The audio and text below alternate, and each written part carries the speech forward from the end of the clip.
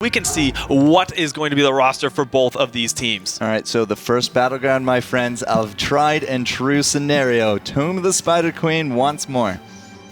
And it's going to be the first ban onto Sylvanas, followed by a Tassadar ban. Now, Tempo Storm was one of the few teams that prioritizes Tassadar fairly early, especially here on Tomb. We've seen very powerful promote compositions with Brightwing Tassadar, and they're saying, hey, that's a key element, let's take it away. So, Kerrigan, Zeratul, Illidan, all three are actually still in the mix. And look at that first pick, Tempo Storm. Abathur, they don't care who they get. They have the Abba hat for them. I am actually shocked at this Abathur pick. We don't ever see Tempo Storm run Abathur. I don't know what world we live in anymore, guys, because this is very unique. But you know what? This is the grand finals. This is when you bust out your best strategies, and I'm sure they've saved them for here. You are absolutely right about that. That actually has me really, really excited to think about, because Tempo Storm, they're such a strong and dominant team, but they know that there is a lot on the line with this event. And you're right, they probably did save some compositions to the end, and I cannot wait to see how that unfolds. But what is Maelstrom going to bring to the table? We do see the Jaina and the Illidan, tried and true heroes for this team. All right.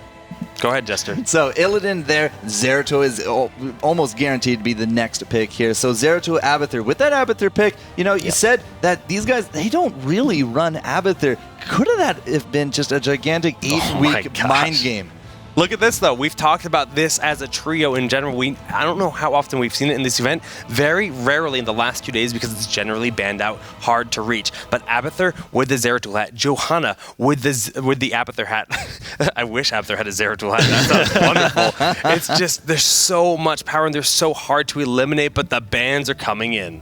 Okay, yes, this is the second set of bans. We see that Azmodan, has been taken out from the Cloud9 Maelstrom side. Geez, some tongue twister there. And on Tempo Storm, we do have the Uther taken away. That would pair very well with Illidan. I think that makes a lot of sense. It absolutely does. No Divine Shield for the Illidan player here on Cloud9 Maelstrom, which means that still Brightwing made it right through here. I would not be surprised to see that as a big priority pick here. And then, of course, we're likely to look at either the Malfurion or the Rhaegar. Never mind! Look at that Rhaegar already. Could this be a double support? It could be. No, but I don't like it. I don't know. That would be very crazy. That would be so crazy. I think we're going to see probably Brightwing will get scooped up by Tempo Storm at this point in time, right? Yes, I think that's probably the next best choice. But I like the Rhaegar pick. It's cool in the sense that they realize that Tempo Storm relies on it heavily, and that they've taken that away. And Zagara, once again, a very heavy favorite for Tempo Storm. Let's actually take a look at Zagara's abilities so we can get a better idea of what makes her so strong. All right, well, there's the Baneling Barrage. You just shoot a line of Banelings that will explode, doing massive splash damage. The Hunter Killer, it's essentially just a Hydralisk that will hunt you and deal a lot of damage. In the Infested drop, you summon a pod of roaches that fall, dealing splash damage and help push lanes. They soak up so many shots, but Creep Tumor, that's the key here on this map. It's all about vision. It gives you speed, it gives you health regen, and vision for your whole team. It's definitely a powerful trait on a small map like this. So many vents and so much information control you need on your side. But I see another synergy here from Tempo Storm. They got Zagara with the Maw. They also have a Zeratul Void Prison. They could be setting up for a big Wombo combo. We've seen it done before, and it can be devastating, but it's very difficult to time properly. Absolutely is. It really, really is. And the final pick, of course, for Cloud9 Maelstrom is going to be Muradin, of a very good staple in the warrior scene thus far. And we've seen him run many, many times today. A good pick, I think. Yeah, I mean, you really can't knock Muradin on this map. Of course, he has that Dwarf Toss to get over the lanes. And there's so many just narrow passageways where having that aggression to just hop on into battle time and time again, very useful. All right, let's get excited, though. We are going to be hopping into this game. But first, get on social media. Follow us at Blizz Heroes, of course, and use the hashtag HeroesWC to get in on the conversation about how exciting these games have been thus far. All right, guys, so we're going to be jumping into the draft, and, you know, Team of the Spider Queen, it's anybody's game at this point. We've seen it so many times this weekend. Again, Azmodan's going to be the big ban out here. I don't really know what to expect without the stacking game. It's just such a great tool for it. All right, well, we're about to find. We hop back into game number 1, and we can continue where we were. All right, guys. Well, once more, this is game number 1 of the grand finals. Cloud9 Maelstrom on the red side. It's going to be Tempo Storm on the blue side. Both compositions are identical to what we saw those first 3 minutes of. Yes, and of course the talents that were picked up for these teams I can also see is exactly the same. So no real hidden strategies were swapped out or anything. I think both these guys are playing fair. I always like to see that because we get some really, really strong matches between these guys. And I think that this series, the Grand Finals, will be no exception. All right, guys. Well, the gates are open. Both teams posturing across the map, just scouting each other out, making sure nothing too cheeky is happening. But Kaeyoh, he is setting up camp with those creep timbers, and they will just give him vision, movement speed, and health regen across this bottom lane. Already, 4 of them are down. Okay, and again, it all has to do with that vision control. We mentioned it, but you still have to, always emphasize this. The Zagara and, of course, the Brightwing as well with that scouting drone. It's always going to make a big difference in terms of having control of those turning points so that you can have control of the objective on this map, the Web Weavers. Yeah, the Web Weavers are just such a very powerful push utility that you can grab, and paired with something like the Locust of Abathur and the minions of Zagara, that is just a massive, massive wave. But they do have heroes like Kaeyoh and Jaina with some pretty crazy AoE damage. Yes, that's right. So if you guys didn't happen to catch the talents that we were sort of running through for the first time through, we talked a little bit about Zeratul picks with the Regen Master, and that again seems to be a bit of a preferential thing in terms of making sure that you have sustained in the wave rather than going for that Seasoned Marksman to power up your auto attack. Yeah, well, we're going to find out. The creep spread, once again, very nice here in the bottom lane. We do see the stun going down onto Zeratul, but Blink is just wow, Johanna, the tankiest hero, falling on the side of Tempo? Yeah, I think that seems to be the case. Just a little bit of overstepping in the position. And Maelstrom, that will find them with a very, very slight advantage in terms of experience, but not too much, especially considering this is early game. Maybe we'll relinquish a little bit of control in terms of getting those gems, which are oh so important to getting that map objective. All right, well, iDream in the top lane, just dancing around. Zuna keeping his eyes on him. The bottom, we do have a few of those gems available for turn-in. Caffeine thinking about it, but he wants to sit there on his pony. Yeah, we can see Maelstrom is being very proactive about clearing out that creep. It's not free vision. You need to make sure that you're very active about putting those creep tumors down. Any AoE will reveal them as they're a cloaked sort of small unit, I guess, that stays in place and spreads that creep. So it's going to be a battle back and forth, making sure that the vision is there for Tempo Storm and that Maelstrom is taking that away as much as possible. All right, well, the gems, we do see they're starting to ramp up a little bit, but Kaeyoh is going to end up falling in the map here. But Dreadnaught, very low right now. Polymorph goes out, not going to be enough. 11 gems have been dropped. Arthelon is stepping out. This is so risky. He's crazy, but they didn't respond at all, so he is able to scoop up those gems, and that's going to put, that takedown, it does sting a little bit, of course, to see the Brightwing fall, but if you can take those gems back, that helps, especially in terms of the objective. Yeah, 1 to 2 in terms of the takedowns. At this point in time, Zagara continues to make sure she has vision on the bottom lane. Brightwing using that scouting drone vision in the top portion of the map. That's the name of the game here. But we're at level 5. What do the talents look like right now, Kubi? Okay, we do have Laws of Hope for Johanna, and pairing that up with Night Takes Bomb, but it's really going to be a very sustaining style Johanna. I can only imagine probably battle momentum picked up at level 7, but it's just a very, very difficult hero to take down. This is sort of like a mini first aid just for her. But hold on a second, we see Brightwing taken down once again.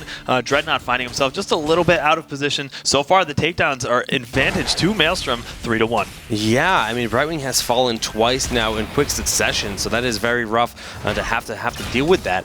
Right now, we have quite a few gems available once more, 12, 13 respectively on the 2 members there for Cloud9. They can turn in if they just eliminate those tumors, and that's exactly what KingCaffeine is doing.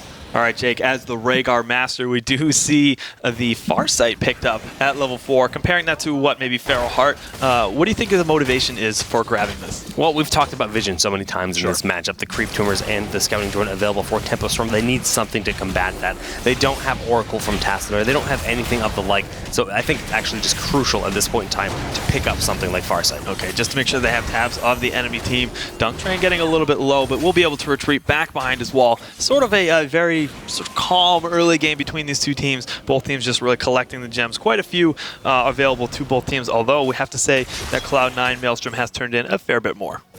Yeah, they certainly have. I mean, 32 to 24 right now, more gems going in constantly, it seems. We do see Dreadnaught is going to use that Pixie Dust to back on out. Right now, the rotations have been superior by Cloud9, but it looks like Soldier going to try to catch Caffeine out of position. Not going to work out with a nice timed Dwarf Toss. Yeah, we saw a few stuns that were thrown down onto Zeratul, and if those are chained together just like that later on in the game, that could force out a little bit of overextension from Zeratul. That's always sort of the scary line that you're dealing with when you're playing Zeratul. Yes, he has the blink for the mobility, but if you're stunned out, obviously you cannot cast that.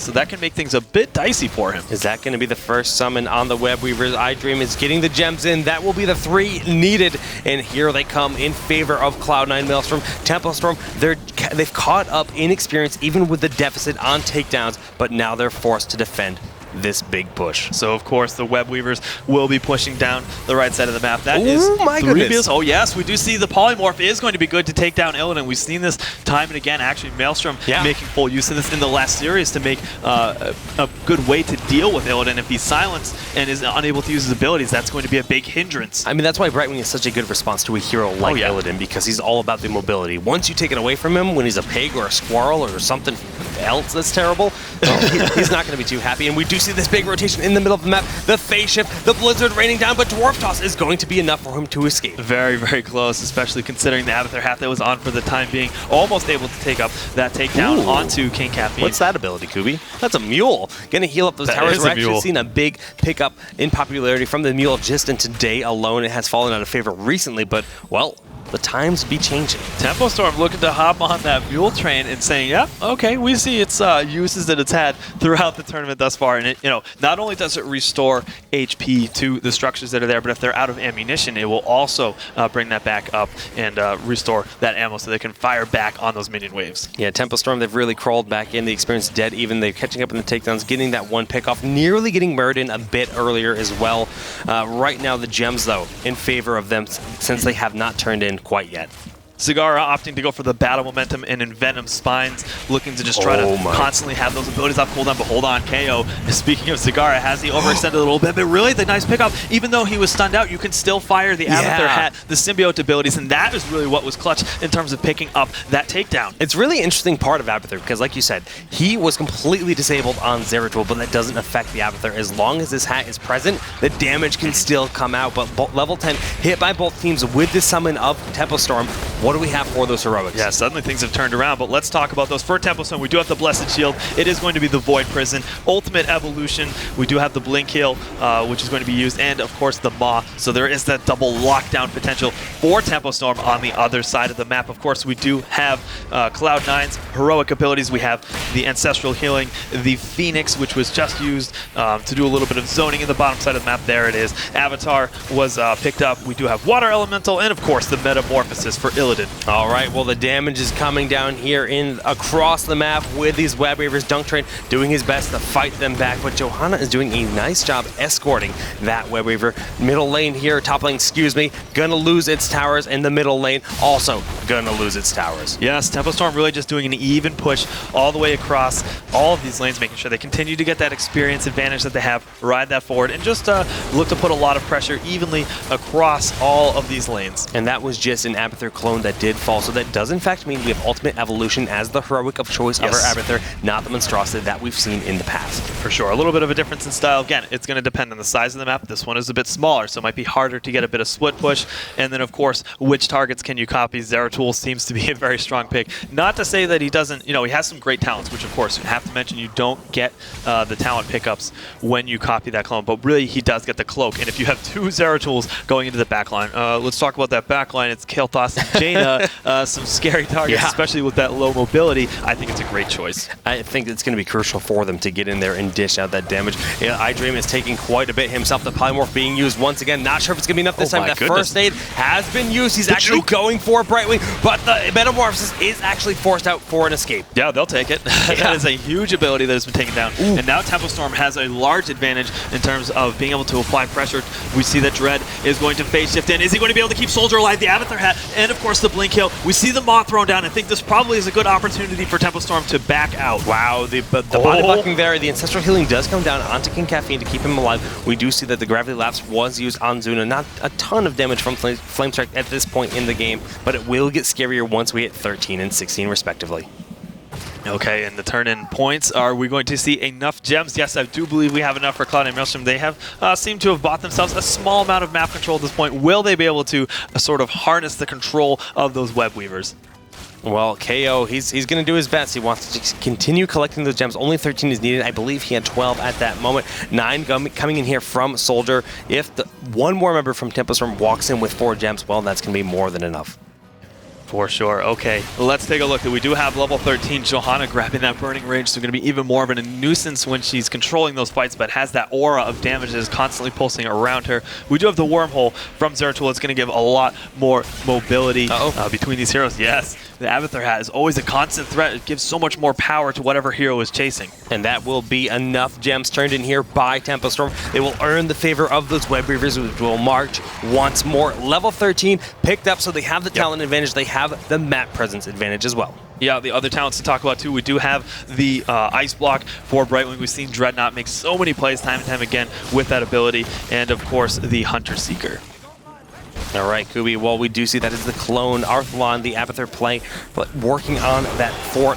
We do have the web weavers here pushing down Polymorph just to buy additional time on the health bars of those big queens. Look at this constant pushing. We see, I mean, you have to always consider Zagara to be a huge threat in terms of push. She has many minions that she can summon between the Hydralisks and, of course, the roaches that can soak up tower shots. And iDream really is just kind of forced to defend this bottom lane as best as possible. Is going to be difficult. Excuse me, the top lane. All right, well, yeah, so the damage is going down. Dreadnaught with that hat going to take out that top 4. That is going to be the first 4 eliminated in the top lane. Tempostorm still maintaining all 3 of theirs. Webweaver making its way to the back keep of Cloud9. Really, this game looked very convincing at the start of the game for Cloud9, but Tempo, they are fighting back. Yeah, they have done a lot to really bounce back. We saw the 3 takedowns very early in the game for Cloud9 Maelstrom, but it seems as though Tempostorm is getting back their momentum moving forward. And in terms of structure damage, they have a commanding presence. They really do. I mean, they're dominating the map right now, falling back to their bruisers just to give them more and more map control. More than a level lead, especially once we get to level 16. That's going to make things quite scary. And these mages, they have to constantly play so passively because of the threat of double Zeratul.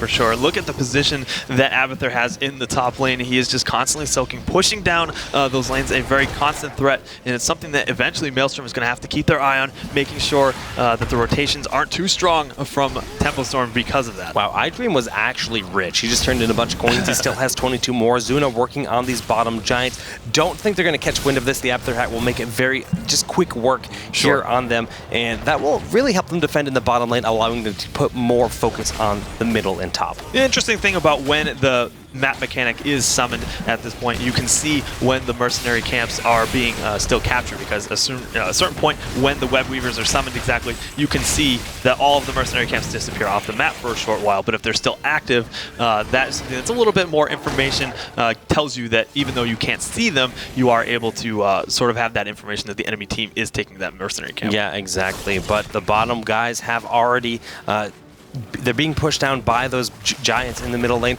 We do see that mule healing up, just getting incredible value throughout the match. I mean, really, look at these fortifications, completely healthy in all 3 lanes. Abathur, it's really paying the bills right now. Yeah, just going for a very strong pressure all the way across the map. I have to say, it looks very, very consistent and almost methodical at this point from Tempostorm. They're doing a lot to make sure they keep all of their structures alive, and at this point, Tempostorm is going for the boss. I think that maybe Cloud9 Maelstrom is a bit too far away. Dreadnaught looking to try to stall? Yeah, well, they did use Clairvoyance. Like you said, Dread is looking to stall. He could potentially blink to that minion. He's going to do just that. The Gust of Healing working out nicely, but is it enough? Trying to juke. He bought enough time for the boss. So in the grand scheme of things, that's a 40-second timer in which he will be down, but they do have to respond to the boss. Do you think it's worth it? That is a really, really tough call. I think that probably at this point in time, Maelstrom is just going to be looking to try to get their gems turned in. And I think that's smart. Further past this, they might try to take a fort, but I think with the pressure of this boss, they won't be able to respond in time. Yeah. It will buy enough time for Brightwing to get back up, and if they can guarantee some damage on this keep wall, sure. It's already paid off. I mean, Brightwing will be up in 10 seconds. Johanna was able to stop the turn-in using that blind. And yeah, 0 gems win at the bank when Tempostorm just turned in 56 more. Yes, it's all about buying map control. Oh, the 11 gems that Abathur picked up we earlier. talked about that in the early part of the game. He's looking for that opportunity the whole time to be able to do that. Funny enough that he would buy himself, and the rest of his team would buy himself the opportunity to do so. All right, well, we do see that the middle fort has gone down. That means all 3 forts have been removed on the side of Cloud9 Maelstrom, whereas the top keep started to get exposed by that boss. Tempostorm has summoned the Web Weavers in all 3 lanes once more, and Abathur positioned in the bottom lane Constant turn-ins from Tempostorm. They really just showing that they have great control on this battleground. 2 Blood for Bloods have been picked up for Cloud9 Maelstrom at this point in time at level 16. A strong push in the top lane from Tempostorm. Yeah, strong push in the top lane because that's where they're putting their focus to buy time for Abathur to do this in the bottom. Summoning those locusts, helping those Web Weavers push forward even more quickly. And that is going to be a nice condemn onto KingCaffeine, but a very hard target to eliminate. Yeah, I think we can see that, Maelstrom knows this is a 4v5. Yes, they're trying to stop the mercenary camp, but if they see a little bit of an overstepping from Tempostorm, they will go in to try to punish that. They need to, really, at this point. They need to make something happen. This 2-level advantage thus far for Tempostorm. They're looking to put pressure on the keeps. We see that Abathur is constantly annoying this bottom lane. But Tempo just so methodical with their safe pushing. They have the mules in the back line, but the Metamorph is going in. Soldier will need to use that Ironhide to back on out. We do see the Water Missile goes down. The Blink used by Brightwing. Condemn pulling them in, but the damage from Kaeyoh is too much. That's going to be a takedown in Zeratul. That's going to be a takedown in Soldier as well. 2 for nothing, and Cloud9 is continuing to push on forward. Yes, and we see Dread looking to try to make some jukes with that Blink heal. He will be able to get back to the enemy line. This might secure enough time for Kaeyoh to get out, but this looks to be a massive overextension from Tempostorm. Yeah, they pushed in a bit too much. They didn't respect the aggression available. Dreadnaught juking left and right. The Abathur has just barely not enough as the Living Bomb will explode, eliminating that Brightwing. Arthelon remains as the only member of Tempostorm yet alive. What is going to be the play from Cloud9 Maelstrom at this point? Of course, the Golem is not available just yet on the top side of the map. Probably another couple minutes before that will be able to be taken. And I think they're just looking to take as much structural advantage as possible to catch up that experience lead, which honestly they have done a fantastic job doing thus far. They've caught up in experience, but in structures, that was the first fort they eliminated. Yes, they have the Web Weavers, but they're going back to base. They just want to make sure they're at full battle power for this next team fight. Mana was quite low on everyone, and we just saw Hearthing, so they're just going to go back home and restore that. Okay, so yeah, only being able to take that one structure, I don't know, was that enough? Did they think they need to maybe push a little bit further? Hard to say, but with Abathur out on the map, always pushing out those lanes as well. Not quite the full push Abathur style. We do see the symbiote upgrades at 13 and 16 as well. So, it's a presence, especially with that trait and the soak as well. Yeah, but I think that build for this Abathur with Zeratul is just going to be crucial. They need that additional damage up. But Zuna getting very aggressive, going to use the wormhole to get back into his safety net. And we do see Johanna just in the front line with that Abathur hat being very aggressive, but 19. Both teams 19. Storm Talent's at 20. It's going to be a very close dance getting there. Yeah, that was a really huge play for Cloud9 Maelstrom to get back into this game. So much structural pressure has been put, but you can feel their presence on the map now at this point in time. They're out much further than they were. Just taking a few of those takedowns has gotten so far for them to be able to bounce back, and you can just sort of see it in their play, how they're posturing around. The confidence is back. Yeah, and Zuna is not afraid to get in their face, throw down a few abilities, and just wormhole back on out. We're seeing him do that just about every single time that Blink is off cooldown. Look, there he goes, back on out. Just happy to just throw down any kind of chip damage that he can. For sure. And that is going to sort of counteract a little bit, at least some of the poke damage that Kaeyoh has now that he is at level 16. He does have the flamethrower and ignite talents. We've talked about this time and time again. Gives so much poke, and anytime you see that little fire that happens to pop up, that is the living bomb that gets procced from that flame strike, and it just does so much damage. Wow, they're managing to deny the turn-in relatively well. They do have 48 in the bank already here. That's going to put it at 54. 11 more needed. 7 from Caffeine. Gonna go in. So just 4 more gems, and Cloud9 will have a fair amount of aggression on the table. And 20, they're just a tick away, Kubi. Yes, both teams are, and that might actually proc a fight between these two teams. Arthelon with the clone. Zuna, they're looking to put a lot of pressure into the back line. Is it going to be enough? It will Biceps be able to stay alive. That is, of course, just the Abathur clone that ends up falling there. They weren't actually able to get enough damage onto any of the heroes to take them down, but they were able to force them off a little bit too late. However, the Web Weavers are now being summoned for Cloud9 Maelstrom. Right, this is what Cloud9 wants. The heroic, that of course being the the duplicate for Abathur was utilized, was spent in that initiation, and now the Web Weavers are here. So Tempostorm, they're not necessarily at full team fight power. Sure. Soldier actually really far out, looking to just try to get as much damage in as possible to clear out these web weavers. This is a moment for Maelstrom to really sort of show that they are going to be battling back in this game 1 of the grand finals. I think I need to see them take a little bit more aggressive stances in these team fights. Yeah, I mean, this is when they have to put that pressure on, when they have the aggression from the web weavers. But really, they've already lost 2 of them. Only 1 remains at this point in time. Zuna getting quite low, excuse me, that's Johanna, played by Soldier, getting low. They're getting, you know, put in their face right now. Dreadnaught blink healing all over the place, making sure they're safe. The damage being dealt to the structures. They do still have Mule, so they want to fight this off and keep those structures alive. Yes, now that level 20 has been hit, we can talk about some of the Storm talents that have been grabbed. Rewind for both Brightwing and Zeratul. That Rewind will be very important, especially paired with the Critter Eyes to help, you know, sort of corral Illidan with those multiple polymorphs. We do a Storm Shield for Johanna, and actually Rhaegar as well on the Cloud9 Maelstrom side of things. A lot more mobility has been picked up for Kael'thas and Jaina as well. We talked about how they were sort of immobile until level 20, getting that bolt of the storm. We're talking a 20-minute summon. One moment. Oh, the ancestral healing went out, but not quite gonna connect. Look how low Dreadnaught is. The ice block is gonna be enough. The blink kill goes out, staying alive. Zuna getting out of there as well. No one has fallen on the side of Temple Storm, but Johanna is getting very low, and she does go down. Dreadnaught staying alive for the moment, but Illidan dash. Oh, that was the feral lunge of Rhaegar dashing forward, and Ancestral keeps Dunktrain still standing. Yes, and it looks as though Temple Storm will have to back up. This is a really, really important moment for Maelstrom to get back into the game. I want to see them really just start to clear that opportunity for them to get to the core. Look to try to put as much pressure on a single keep as possible. You know, it's already showing that the history of this game is that Temple Storm has the control over the objectives. You know, they have the control over pushing out the lane. So just give yourself the opportunity, if you take a team fight like that again, to close out the game. Right, and that looked pretty convincing there, Kubi. I mean, it was a 2-for-1, but still, it earned them another fort. That's what they need. They need to catch up in structures, and this opens up the opportunity to start working on this back keep, but there is the Mule once more, constantly paying the bills for him. So we see that C9 was looking to get some opportunities to turn in. They don't have enough gems quite yet to do just that. Looking to take some mercenary camps. I don't know. I think that this play might be a little bit too passive on the Cloud9 Maelstrom side. I mean, they're going to need to continue to take more fights like that, obviously. But when you do take those fights, you have to push that to the limit, the amount of advantage that you get. You really do. I mean, each and every structure you take out, whether it be the wall or the tower, it's going to make a big difference at this point in time, because the Mule can heal it up if you do not eliminate it. But the gem's starting to go in, 18 there on iDream. 70 are needed to summon yet another pack. Zuna getting very aggressive on the backside, just scouting around, looking forward to set up on the Void Prison, but he needs to come in now because Maelstrom are pushing on in.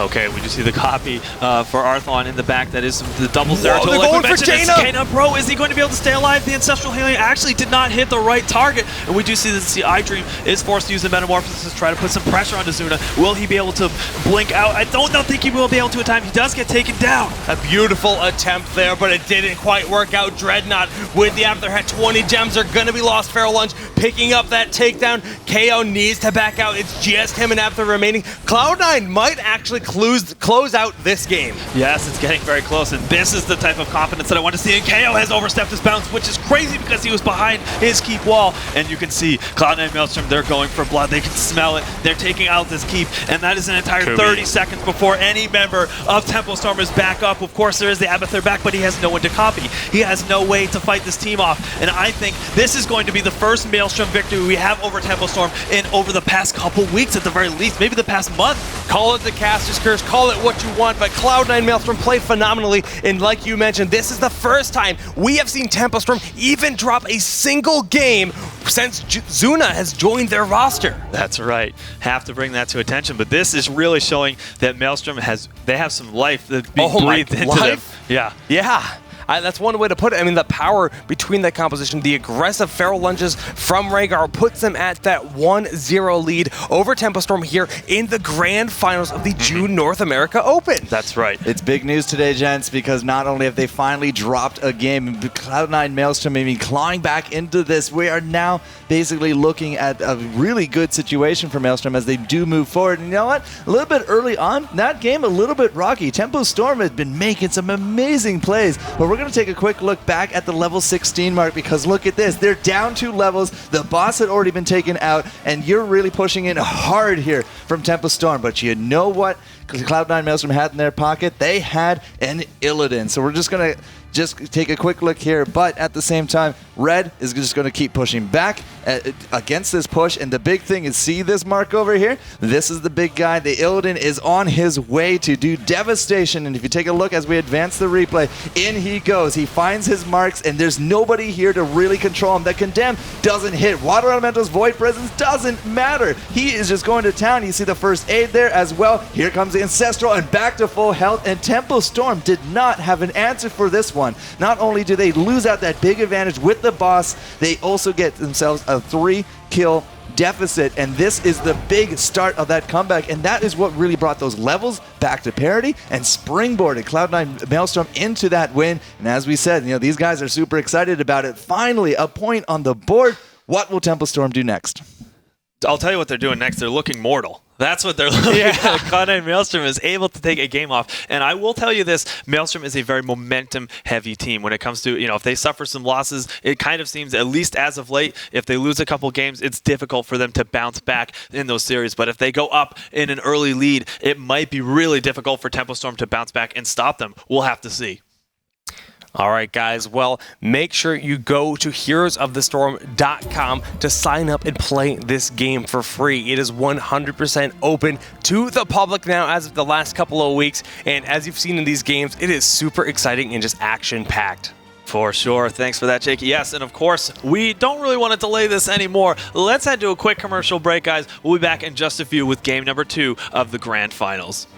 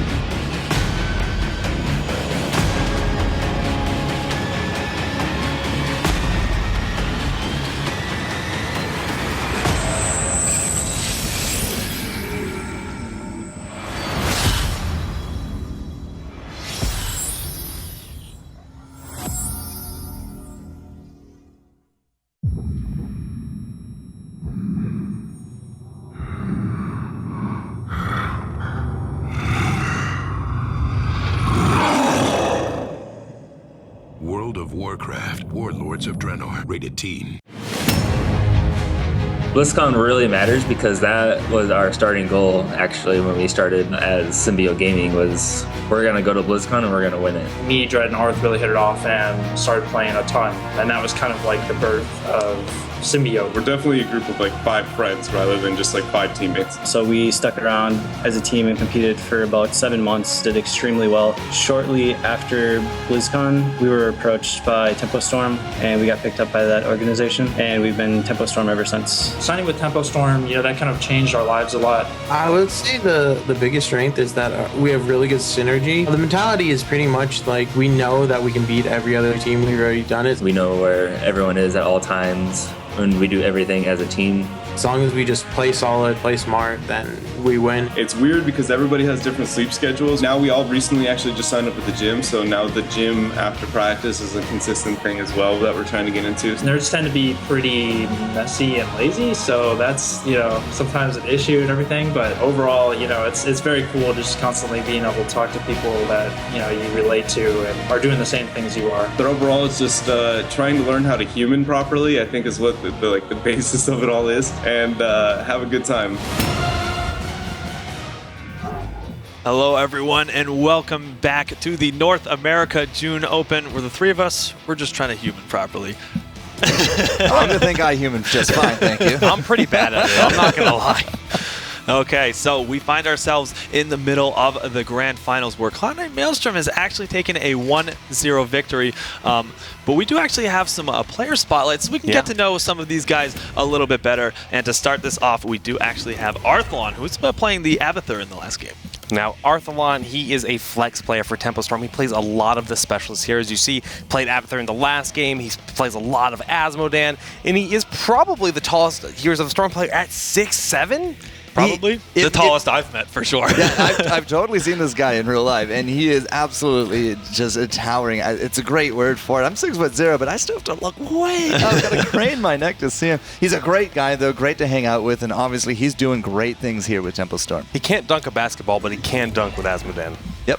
Very That's all you need to do for Heroes of the Storm, man. And, of course, the next player for Tempo Storm, it is going to be Dreadnaught. He actually is the captain of Tempo Storm, and he says he became a professional juggler and joined the World Juggling Federation before the age of 18. Jester, I'm always looking across the desk at you when we have these juggling moments. Picks or it didn't happen.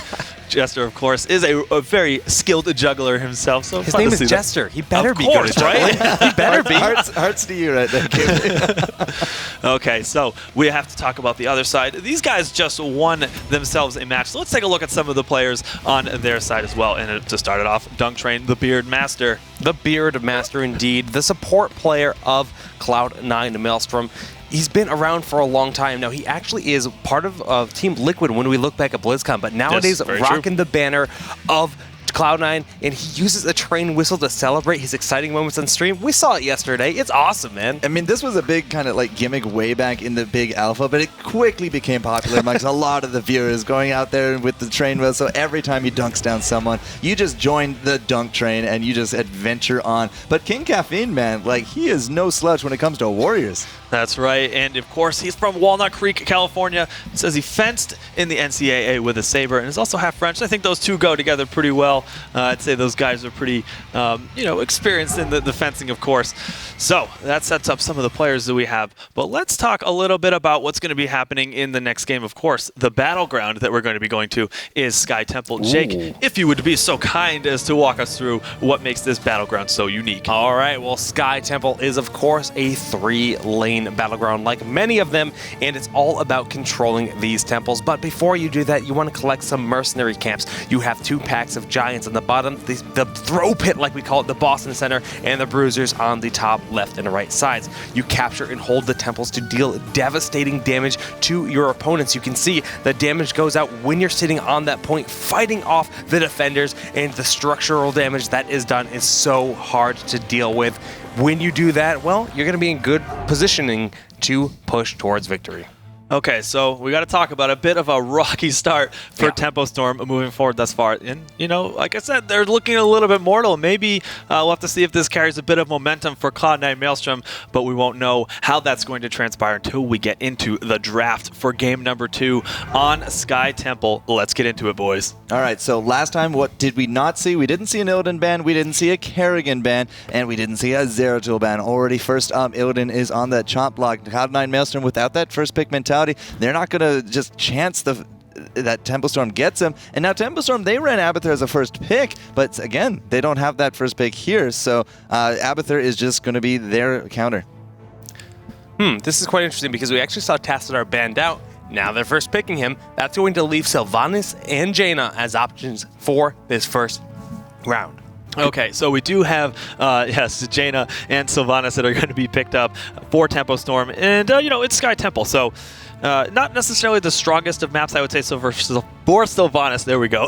But she's very strong on many, many of the battlegrounds. Well, the Protoss Brethren are going to get together once more here from Cloud9 Maelstrom, Zeratul and Tassadar. Could we see a prioritization here on the Brightwing? Will it be the Johanna? It will be the Brightwing for the double promotes. Ooh, the Jester with the calls, very much on point. And this will take us into the second set of bans that are, finding themselves in the middle of the draft, of course. A very unique aspect to the draft phase for this tournament, especially especially, and we see that Kaeyoh has been taken away or will be taken away from Maelstrom by Tempo Storm. And it's going to be Uther denying one of those big support pickups. Having Brightwing, that gives you double promote, that gives you one of the ideal supports, currently having the only second cleanse in the game. Now Tempo, it's their choice, and they're going to pick up Asmodan very early. Is this Johanna? It's Johanna, ladies and yeah. gentlemen. This is the tried and true combo we've been seeing all weekend throughout the qualifiers. Let's actually take a look at Johanna with her beautiful hair. Kubi aspiring to look just like her in the near future. Why do you keep saying I'm not going to have my haircut look like that, man? We'll see. Punish, of course, that's going to be her Q Condemn, pulling everyone in. That's going to set up those massive combos for Asmodan and Shield Glare. It's a blind, helps really deal with auto attackers on the opposing team. But Iron Skin, that's one of the things that makes her so very difficult to eliminate. Of course, yes. That is 4 seconds of unstoppable and also a shield that has been granted to her. And it just makes her, able to just sort of really walk around wherever she wants. She's got the VIP card. She can really go wherever she wants to go and really get out if she needs to with that shield. So, Kubi, did you know that she's looking for apprentices? She is looking for apprentices. All right, hold the phone. Tyrael and Falset are the final 2 picks. This is very much a blow-up composition. Tyrael will dive in with the Judgment. You follow that with the Hinterland's Blast of Falset, and Zeratul will go in to do the cleanup work.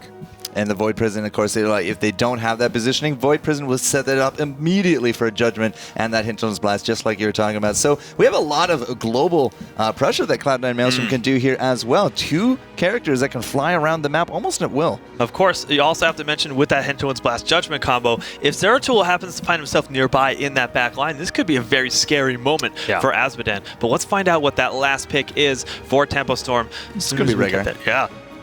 Okay. It could be a few different heroes, right? Rhaegar is on the board, and Rhaegar would be very good for all of these heroes. The Ancestral Healing, a big one, but it's going to end up being Malfurion. Now, Malfurion, he's actually picked up a lot of pace in this patch. He really has, and I have to say, it's something that you grab with 2 warriors, if you can, but we don't talk about this too much, but Asmodan has an insanely high HP pool. In fact, the highest warrior HP pool in the game, right? So it's going to make a lot of sense that you have Malfurion. You have a huge amount of AoE healing between all of those warriors, if you want to call Asmodan a warrior in that sense, with that HP pool. The tricky thing here, though, is the fact that they have this blow-up compositions, and they do have a Jaina on their team. Yeah. Malfurion doesn't have a whole lot of burst healing, so we're definitely going to end up seeing Ice Block on the Jaina, and maybe the Ice Block Tranquility will be the right response to keeping the team alive. Seems to be a very, very common pick for those heroes, but it's because of that last pick right there. I mean, seeing that the Tyrael and the Falstad coming together, and you still had to put up that support on the board. I think the Ice Block is really kind of what broke the camel's back in terms of the preferences, because Rhaegar would be very good at dealing with that, unless, of course, he himself is the target, and we don't really have that survivability tier ready to go for the Rhaegar. So, you know what? I said it was going to be Rhaegar. Dreadnought absolutely adores the hero, but I think the Malfurion's a better pick. Yeah, Ice Block, it's pretty good. Yeah, it makes a lot of sense. You can just kind of leave it at that. It is pretty good, ladies and gentlemen. Solid Jake approves. You can use the Tranquility ability while you're in the Ice Block form. So this gives you a lot of opportunity, especially to cast that, be very safe, but forward, especially for some of Johanna. Maybe if she finds herself a bit overextended, and some of the other heroes in the team, I think it makes a lot of sense, especially with the high HP pools like we mentioned.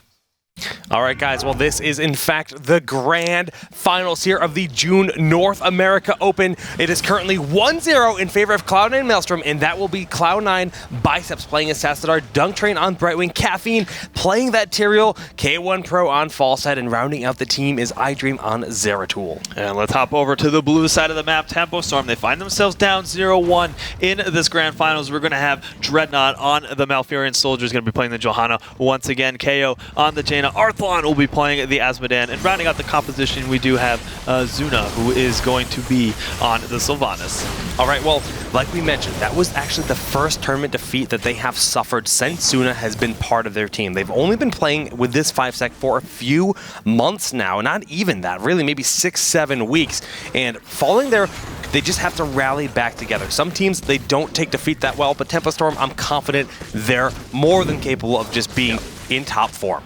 Very surprised to see that Biceps is not on Falstead. I think for the duration of this tournament, we have seen Biceps really rocking that hero. We always like to see him on Falstead, but it's going to be K1 Pro this time, but they still have the same preference. I was going to bring this up, the barrel roll upgrade. I believe it is updraft. It gives you a little bit extra range and can make a lot of difference in terms of getting yourselves out of those sticky situations on Falstead. Yeah, and it's going to be, like you mentioned, just it's cool to see that that team has a very similar understanding or preference for that kind of hero. Constantly, we're going to see the Globe of Annihilation used to attempt to eliminate those minions, used a bit preemptively by Arthelon there. You actually have to take out the minions with the takedown of the Globe of Annihilation to get the additional stacks for that level 1 talent. Of course, yes. The taste for blood, very, very important, and the Knight takes pawn, a very good clearing tool as well. So we will see those two paired up very often. And I have to say, though, the space between the lanes on this map in particular might make it a bit more of a challenge to hit those, record numbers that we have seen maybe on Tomb of the Spider Queen. But no less, I have to say that Tempo Storm, they're kind of the originators of this strategy, and they know how to get it and execute it quickly. It actually, if I'm not mistaken, they actually unveiled it on a map like Blackheart Space, so it's not all that different in terms of the core objective. I could see a great use of it here on Sky Temple, and right now, well, they're looking okay farming up those stacks. Level 4 about to be hit by both teams. The temples are being split, but it looks like Maelstrom's getting the favorable end right now. Yeah, they seem to be occupying both of these for the time being, and that will give a decent amount of structural pressure, but probably more importantly, if they're able to take out some of those towers. But hold on a second, Johanna, looking to contest this with the rest of the crew. Yeah, using the blind there, that's going to prevent a bit of damage. A big condemn going down, forcing out that blink from iDream. Caffeine is very low, using the Eldruin's Might to get to safety. Okay, level 4 talents have been hit. We can talk about these. We do have the double promote on Cloud9 side, in addition to them already having a fairly strong presence in terms of, yes, nice dodge from Zuna there. But, they have a strong presence already on these objectives. You couple that with the promotes, they might find themselves with a fairly early lead. Yeah, they really could. We have seen Sylvanas get some solid damage done in this bottom lane. The ammunition completely expired at this point in time, but the double promote is going to be a difficult task to keep up with. Now, General of Hell, the bound minion, was picked up here for Asmodan, so that's going to help push those lanes back because it'll give you, a relatively equal footing with the minions in your lane. Okay, so we're probably going to see the next set of temples spawning up around 4 minutes and 30 seconds in the game, so about a little over a minute from now, but it will be in the bottom side of the map. So the last time we were here, I was sort of highlighting the fact that teams will like to try to get those bruiser camps in the upper left and right side of the map, just so that they can apply a bit of split pressure while those temples are up, just to, distract as much as possible. Zeratul in the back line is scouting out the enemy team, but he's not going to be able to contest that bruiser camp. Tempo Storm happily picking that up. Level 7, not too far away. Again, very aggressive positioning here by iDream. Okay, and again, this is starting to feed into, oh yes, that barrel roll with the updraft might actually just be enough. And Zuna actually going forward with the aggressive play, was able to get one of those Withering Fires out just in time, but we see the response from Cloud9. Will they be able to pick up? He used the Haunting Wave already, so he's going to have to make sure he gets the support. There it is, but was it enough? I don't think he's going to be able to get out. Soldier looking for the control. We do see the condemn. Is it going to be enough? The blind might be able to keep him alive. Not going to be quite in time. The 4 members of Cloud9 Maelstrom were able to punish Zuna for the really aggressive play. Yeah, I mean, Zuna's the kind of player that whenever he sees any kind of opportunity to get a takedown, he will take it. Even if he's risking himself, we saw him blinking behind the towers on the bottom lane in an earlier game today, and now he's going there with the Haunting Wave on Sylvanas. But iDream going to push back Kaeyoh, who's quite low right now. Asmodan should be enough to peel. Ooh, not a lot of mobility on Jaina, so that gets quite scary. But Arthelon, that could be said the same for him as well, but he will be able to get out. Not a whole lot of aggression from Cloud9. They just want to make sure they push them back and hold control of this bottom temple. Dunktrain really utilizing that global presence, sitting in the top lane, soaking the experience. This is going to help him get to level 10 very quickly, but this is going to force Tempo Storm to make sure that he has to fish shift down. There it is, onto Biceps, and this team fight is going to be commencing very shortly. Okay, we see the Johanna Condemn pulling 3 members, but they're still holding strong on the control for this temple. What is going to be the response? Tempo Storm's shoulder. Soldier is going in, he gets polymorph. This could be a bit of an overextension. Will he be able to get the Iron Skin up? Not quite in time. We see the Blizzard going down, trying to control. They might be happy with taking just this one takedown. Yeah, I mean, that's very difficult. Once you lose your warrior, your front line like that, how do you continue contesting this? Level 9 has been reached by Cloud9 Maelstrom. Yes, the globes are hitting those minions, powering up Arthelon, but he's still quite weak at this point in time. Now, you could also argue that one of the ways to sort of deal with Azmodan is just to put constant pressure. But not just pressure, really just a lot of team fighting. If you can force that from Cloud9 Maelstrom, I think that's a smart idea, just to distract them from taking out those minion waves. Well, we're seeing Malfurion's Mule using the bottom lane to help try to deal with the bottom temple that they were forced to give up. Jaina down there to keep those minions away the best she can. But the Mule, once again, coming down, going to heal it up. About 6 minutes into the game, we do have 100 stacks available for Arthelon, who's going to be onto the Azmodan as well. So just sort of keeping tabs on that as we hit the level 10. All right, but look at this aggression. They know the Mule is there, so they're pushing into Judgment, goes down onto Zuna, and that will be a takedown. First blood, on the side. No, I lied to you. It was a good important one, though. They are going to be able to take down this for having that punish available onto Zuna, but I think they're going to back up with that. They'll be happy with just taking those. Yeah, nice pick off there. The Judgment, that's just the threat of it, right? We talked about Jaina being vulnerable. Sylvanas also quite vulnerable, and sometimes we will actually see a player like Zuna sacrifice Unstable Poison and get the cloak at level 7, but not going to be the case in this match. I think we have a little bit of time to talk about some of the heroics that have been picked up for either side. And looks as though we're going to have the Wailing Arrow grabbed for Sylvanas. We do have the Tranquility, the Blessed Shield, the Black Pool, of course, which will help with the stack so much. And Jaina has grabbed the Water Elemental. But on the opposing side, it's going to be Archon, Void Prison, Blink Heal, Judgment, and Hinterland's Blast. Yes, okay, let's take a look at some of the abilities, or excuse me, what the teams are going to be doing in terms of rotating here. We're about 11 minutes into the game. Of course, Temple Storm looking to just sort of draw the game out as long as they can, but sometimes on Sky Temple, you're kind of on a timer, especially when you consider the constant fire from these temples. Yeah, you really are. I mean, the temple's just continuing to siege every single lane when they spawn. The damage is massive, honestly. The Mule will help Temple Storm out, but look at this promote. We have the Mercenaries, we have the promote. This lane is being pushed back very heavily by Cloud9, and just another 8 seconds until the top temple will spawn as well as the bottom temple. Yes, and we saw the many opportunities, but hold on a second. A nice Judgment is thrown down, and a quick and swift ability to take down Jaina. That is really the power of Cloud9 Maelstrom's roster with this Tyrael. It just means a lot of aggression, and they know that's going to be the name of the game in terms of putting a lot of pressure on Azmodan from getting those stacks. And they're up a hero. Brightwing's down in the bottom one, holding that temple. We do see Azmodan going in. Zuna hit by that Void Prison. He's going to end up falling as well, ragdolling across the map. I mean, Maelstrom, they're looking so strong right now, Kubi. Yes, I talked about them being a very momentum-based team, but has this been a bit of an overextension? Dunktrain will end up falling. Is this the beginning of a bit of a comeback for Temple Storm at this point? The experience advantage and talent advantage going to Maelstrom. They are going to end up trading out these temples from top and bottom. But securing that bottom temple and taking out Dunktrain is a very big deal. If that didn't happen, I mean, they would fall very far behind. Bottom fort gonna go down. The top fort did go down for Temple Storm. They are down to just their own bottom fort. Looking to try to see if there was an overextension on Kaeyoh. K1 Pro was, of course, but not going to be the case. We just see KingCaffeine has been able to secure the remaining members, or the remaining shots of that top temple, and will hearth back to safety. And structurally, Cloud9, they're way ahead. Oh, yeah. They have 2 forts up. They've taken out all 3 of Temple Storms, and they have the momentum on their side. They're pushing in. They're up 1-0. They're feeling good right now. Yeah, of course. We didn't actually get a chance to talk about this, but Malfurion did grab Mule. Not a very common pick. We've been seeing the regrowth upgrade, but doesn't seem to really be playing a huge factor in terms of keeping their structures up and alive. Yeah, that's actually very true. But look at this positioning on Caffeine. He sees Zuna. He has Judgment. Hinterland's Blast lines up. Haunting Wave should be enough, and a good, very clutch escape by Zuna. Okay, but this again relinquishes control of the Watchtower and a lot of map control to Cloud9 Maelstrom. They're still feeling, even though they had dropped that one takedown to Dunktrain, I think that they're going to be very confident thus far moving forward. Yeah, and they have no reason not to be. Now, right now, they do have 14 to 15. That's not a talent lead. We see the Glow of Annihilation will continuously getting stronger. 214 bonus damage at this point in time. If Azmodan is given ample time, he will get ridiculously powerful moving into the late game. Jake, you called out the fact that Jaina would very likely grab the Ice Block. You are correct in that sense. There is a lot of potential aggression, especially with that Zeratul, and of course the Judgment and Hinterland's Blast and False Step. But you can Ice Block the start of Judgment and force it to whiff. And if all 3 of those those 3 abilities end up whiffing and not hitting any of the the intended targets, that's going to go a long way to turning teamfights around for Tempo Storm.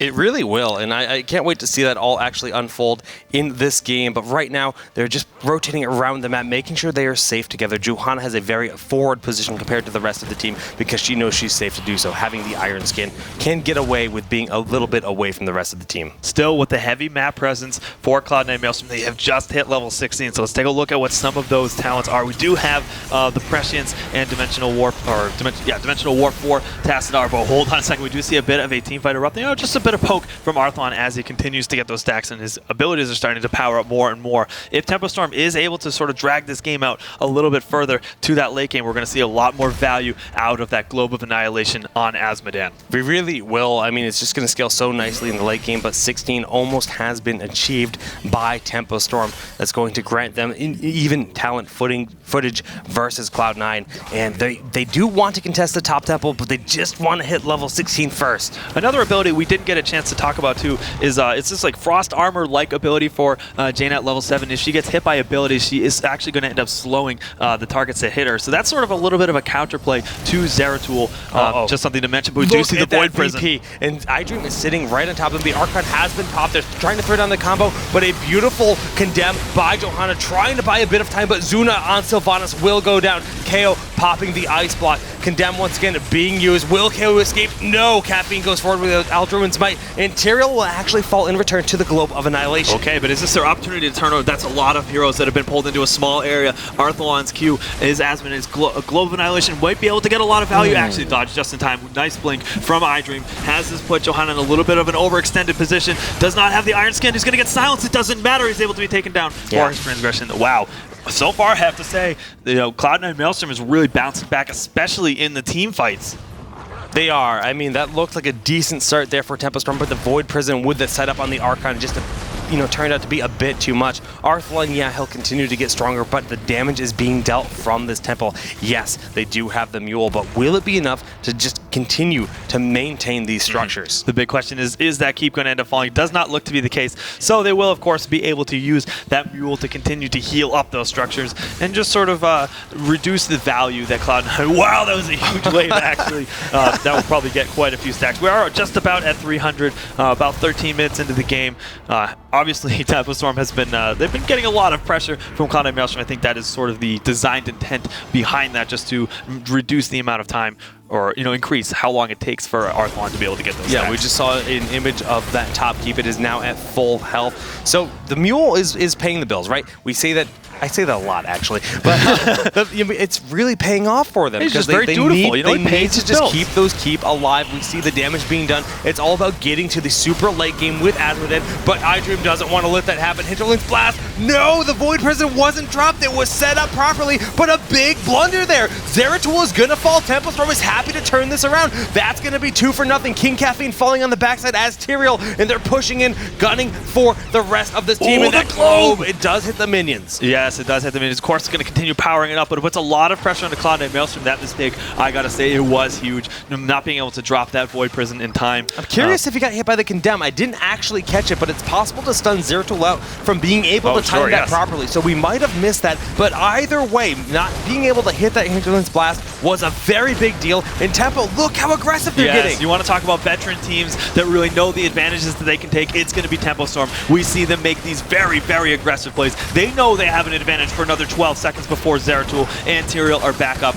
They are going to make the most of it. They're going to clean up a keep and actually find themselves at a structure advantage for the time being. They are, and they do have Mule, but Cloud9, they can bounce back. We see Zeratul respawning right now. 4 seconds till Tyrael is. Tempo Storm realizes they need to back out of here. Ooh. They don't want to fight like this, and those globes, they're starting to hit so very hard. Yeah, they're such a great zoning tool. Anytime you see 3 members of a team get hit by that, especially when it's so powered up this late into the game, it's just an immediate retreat in a situation where they're hoping to chase for a bit of an overextension.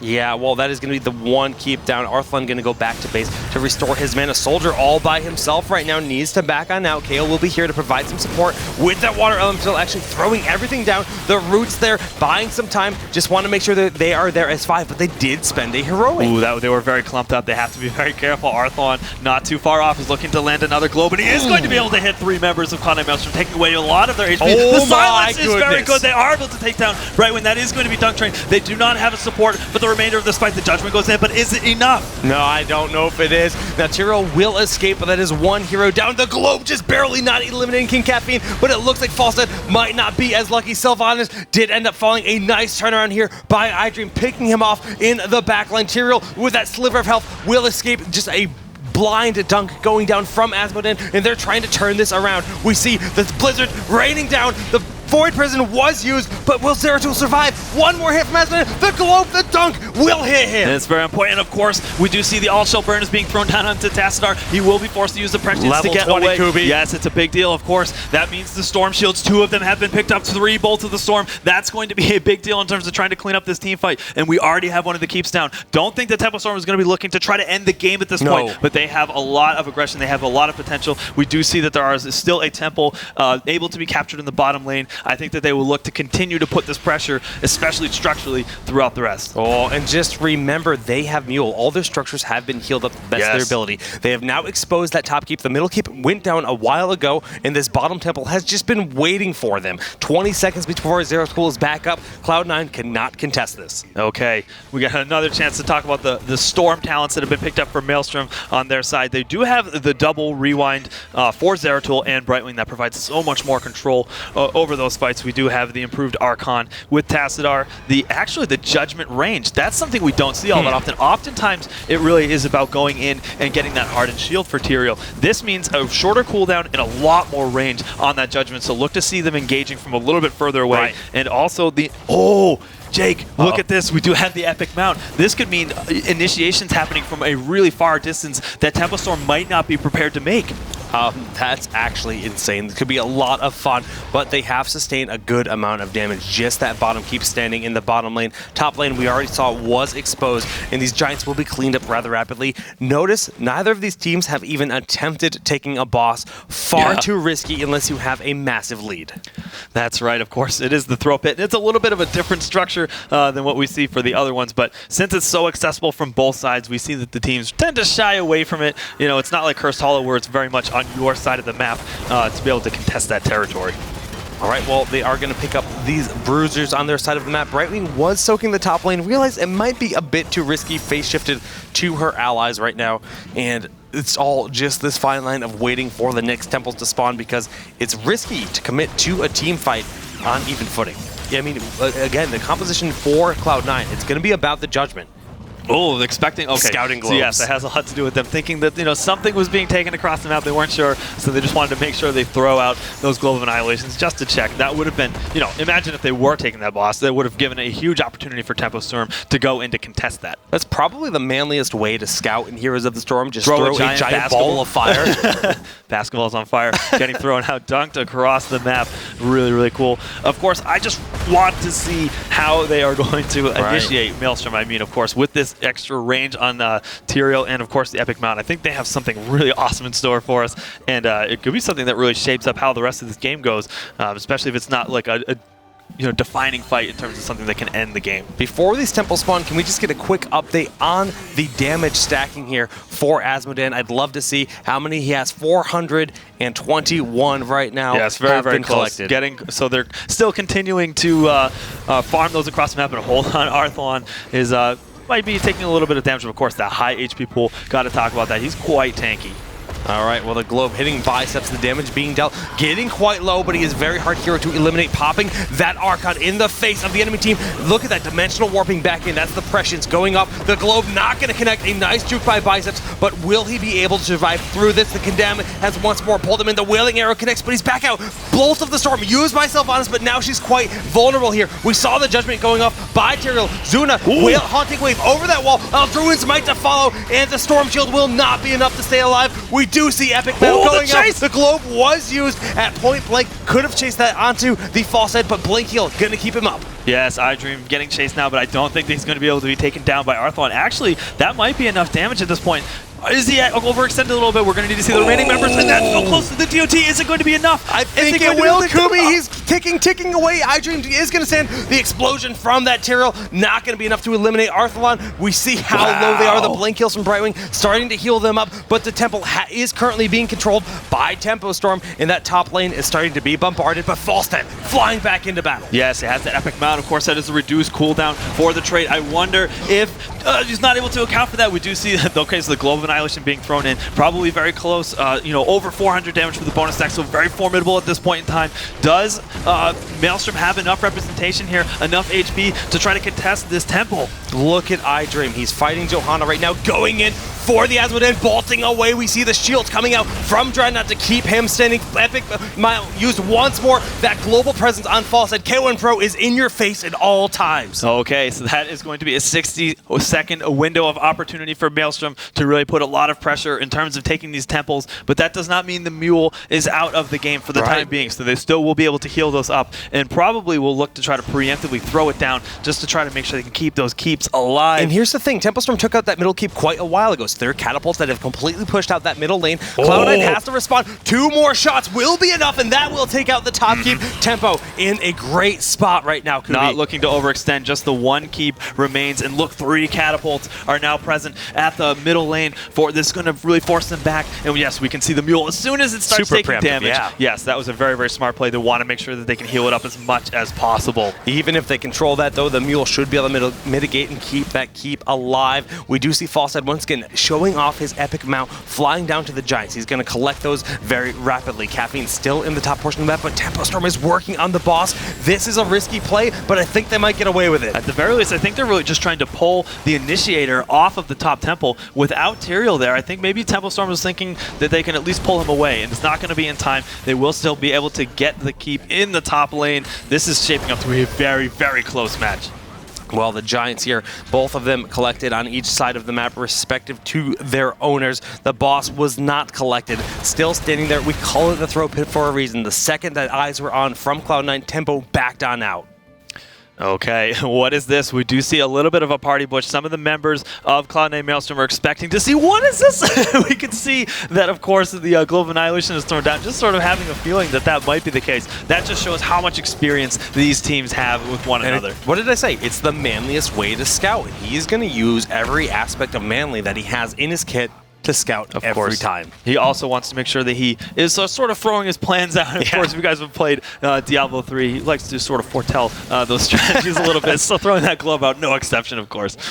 All right, well, the Giants in the bottom lane, Falstad is all alone, and they're trying to rotate down to blow him up. That is the one and only remaining keep. Cloud9 could end up flanking them if they catch wind of this. And we do see the Willing Arrow goes out, the combo going in, the dunk isn't enough, just barely, and Dunktrain face shifted in. He's also going to fall. I think Tempo Storm is going to be bringing us to game 3, Kubi. All of a sudden, a huge overextension. We are 23 minutes into the game. That means 60-second res timers for these heroes. This, of course, with the Giants is going to be enough. We see the Judgment. This is the last stand. Tempo Dread, is he going to be able to stay alive? He does have the ice block. I think this might actually be forcing Tempo Storm to back up. No, they still have many of their members back up. And yes, the overextension. iDream was not able to pick off any of the heroes. Tempo Storm Zuna is going to back up, but this is buying a lot of time for the remaining members of his team to put a lot of damage onto the core. I think they have done it. They're looking to tie up this series of the Grand Finals to 1-1. And the Manor Mule comes down. Congrats to Tempo Storm. They keep the dream alive here.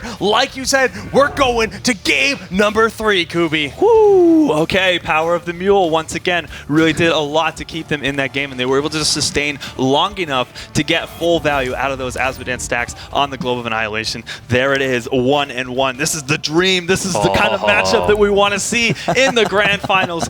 It seems though Cloud9 Maelstrom is really starting to battle back. They weren't able to take that game, of course, but I gotta say they look really strong, and I think anyone could take this series at this point in time. Oh, I'm dancing. There were so many points in that game. Like, it was just, you had no idea. It was going blow for blow, hit for hit. Just, you had no idea by the end of it. I think the epic flight form was a great cherry on the top of that, but at the same time, it was so neck and neck. Nobody had any idea where to go, but I am going to show you here one spot, a crucial spot, a little bit earlier on, about level 17, because that was a little bit of a longer game, and it's a bit of engage here up into the top, because what are we about to see? Well, the big engage, it's right here. This is where Cloud9 kind of shot themselves in the foot, because not only is the squiggly line of death coming down, the big problem is that there's a Void Prison right here. Guess what? Nobody takes damage in Void Prisons. And right there, if you advance the replay, nothing.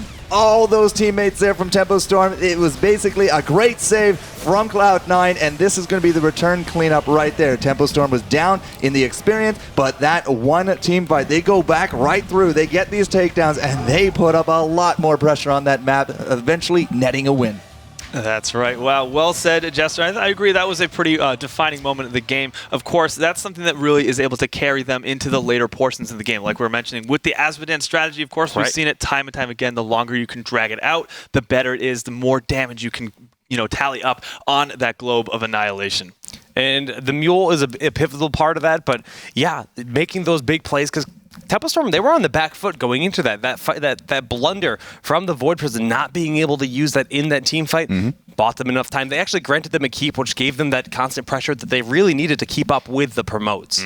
For sure. All right, guys. If you want to play Heroes of the Storm, head on over to heroesofthestorm.com. You guys can sign up and play for free. It's a lot of fun, trust me. And if you guys are having fun watching these games, then you know that too. We're having some great matches thus far. But we don't want to hold this out any further. We're going to head off to a commercial break, and we're going to bring back game number 3 for you guys. So stick around. We'll be back in just a few.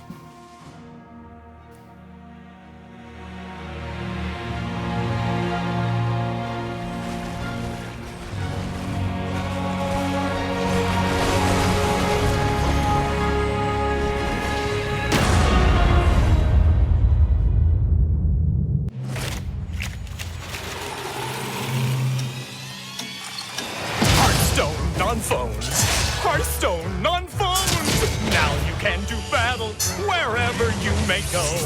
Play it here or anywhere, just grab a phone and Hearthstone's there. Calling all ye heroes, Hearthstone's on phone. Hearthstone, Heroes of Warcraft. Stick it in your phone. Rated T for teen. We will never be slaves, but we will be conquerors.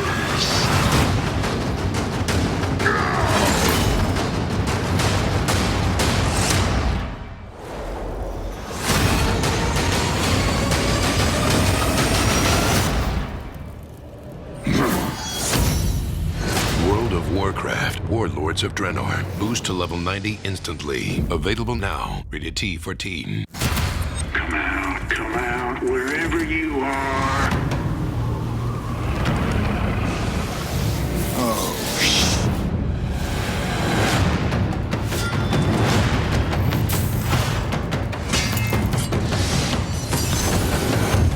Nuclear launch detected.